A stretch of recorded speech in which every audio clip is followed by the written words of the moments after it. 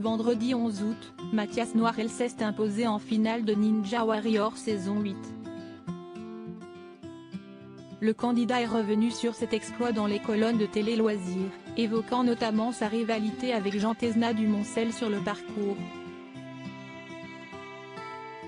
Ils étaient 33 au départ, mais il ne pouvait en rester qu'un.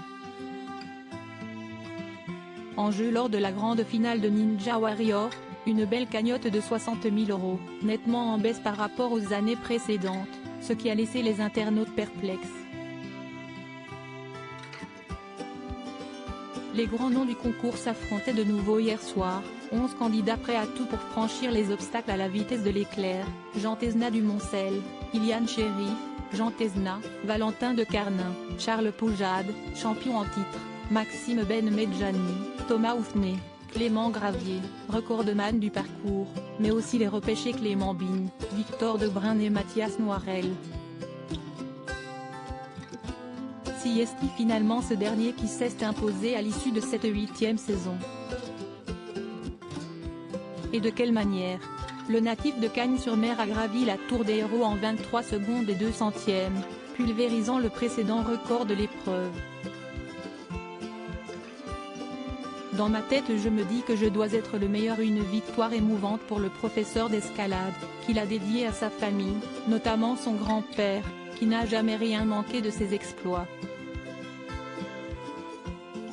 Dans une interview accordée à nos confrères de Télé Loisirs, Mathias Noirel est revenu sur son succès, estimant s'être donné les moyens de s'imposer. « Je me suis conditionné pour y arriver car je me suis donné les moyens. Si est un truc de fou car ça n'arrive pas souvent que le travail paie. Si j'avais vraiment le mental pour aller au bout, sur Ninja Warrior on ne sait jamais ce qui peut arriver car on peut glisser sur un obstacle, confie-t-il.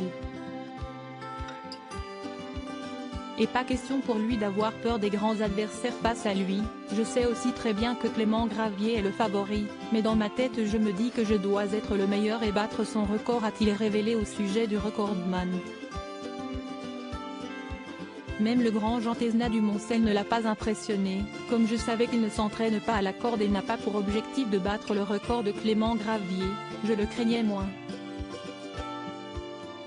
Même s'il est super fort pour arriver jusqu'à la corde, je savais que j'étais au-dessus de lui si je ne faisais pas d'erreur, conclut-il. Un adversaire qui a d'ailleurs annoncé sa retraite de Ninja Warrior, ne souhaitant plus affronter la corde. Ni le nouveau champion,